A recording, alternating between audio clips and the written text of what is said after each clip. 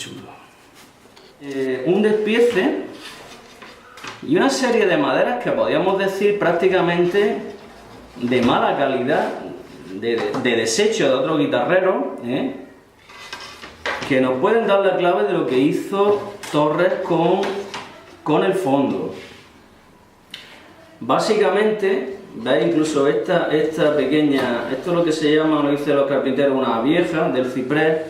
Esta es la que más se aproxima a la pobre calidad de ese instrumento tan humilde. Entonces aquí vemos una zona que habría que limpiar, que no es práctica para construir, que sería esta. Ya veremos por qué. Esta parte hay que desecharla porque está cerca de la médula. Y entonces aquí tenemos una primera limpieza de la tapa. Veis que incluso aquí tiene una fenda, una grieta. Entonces, una vez que limpiemos esta parte, nos va a quedar muy poca madera. Y lo que haremos será ver cómo dispuso Torres las cuñas, que son asombrosamente múltiplos de la tapa. Aquí tenemos una piececita de 63 milímetros que termina en 45. Entonces cogemos una cuña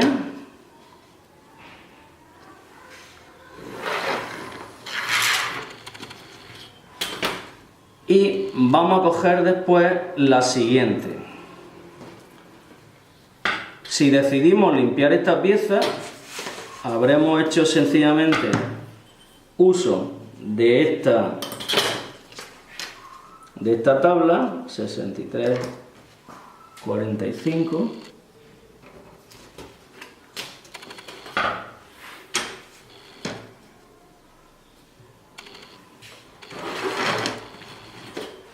Y aquí tenemos las dos tablas del centro.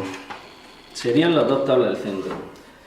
Estas dos tablas están preciosamente alineadas porque Torres siempre hace una composición estética vertical hacia el mástil preciosa, hacia la parte alta, con la cual se proporciona el bulbo alto y el bulbo bajo con esta separación, pero ahora de pronto hace algo sorprendente que no tiene nada que ver con el trabajo de la lutería, y es esto.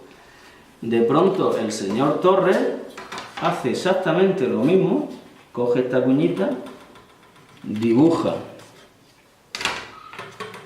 45 y 63 y ahora mismo un constructor de laude o de vihuela exquisito, ¿qué haría?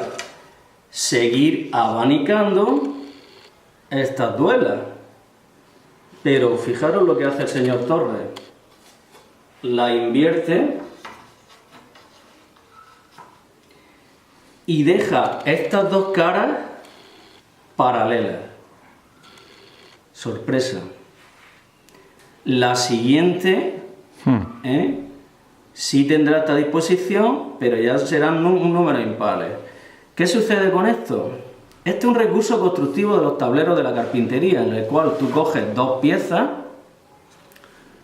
las sujetas por su borde y sencillamente oprimiéndolas una contra la otra las dejas perfectamente encoladas, bastante más, correspondiendo a las médulas, bastante más floja. Después haría una capa de duramen y después la albura, y esta otra vez se repetiría, que seguiría siendo más floja, con lo cual es conveniente utilizar de esta madera. Su disposición al hilo, el corte en cuartos más perfecto, pero al llegar el borde, desechar esta madera. Por contra, aquí tenemos una madera extraordinariamente dura, esta es más flojita, esta madera extraordinariamente dura, pero que tiene el veteado en una disposición no excesivamente ortodoxa. Sin embargo, al ser más dura, va a haber una compensación. A veces hay guitarras que se le ha puesto una costilla de caoba, de palo santo, y nos hemos dado cuenta que llega un momento en que se separan porque no tienen una dureza homogénea, pero en este caso ciprés con ciprés, aunque haya una mayor dureza, llegará un momento que esa encoladura la aceptará la madera y moverá favorablemente sin que haya ningún peligro. Este instrumento, ya digo, humilde, es un ejemplo de racionalidad constructiva de un genio. Y además, de alguna manera, certifican la pertenencia de Torres al gremio de carpinteros de Vera. Él mismo lo dice. Señores, yo hago un conocimiento, una formación en la música con Dionisio Aguado, y después, ¿qué hago? ¿Las guitarras de qué se construyen de madera? Pues me hago carpintero, con lo cual tenía un oficio mayor que el guitarrero de la época, porque el guitarrero de la época era una persona que a veces lo vemos examinándose con los constructores de jaulas. Hasta tal punto el carpintero desprecia completamente como artefacto, desprecia el mueble de la guitarra, porque no tiene mayor secreto. 2 tablas juntas planas y un cerco domado. Eso no es ningún misterio para el carpintero. Para el carpintero tiene una serie de formaciones importantes, de trazos, de construcciones de formato mayor, de trabajo incluso muchísimo más artesano. Entonces lo que hace Torres es coge ese gran nivel de excelencia con la carpintería y lo vuelca en la guitarrería. Estamos hablando de guitarra popular, porque la vihuela en el siglo XVIII y en el Renacimiento vemos que estaba tremendamente ornamentada, muy exquisita, pero ahora era un instrumento que de pronto se extingue. Y lo que hace Dionisio Aguado es buscar el origen de la guitarra precisamente en la guitarra popular. La herencia la ve precisamente en estos artesanos.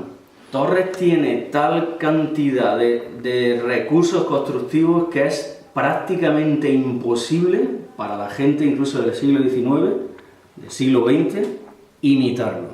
De el gran bagaje técnico que tiene ese hombre. Y eso proviene del universo de la guitarrería.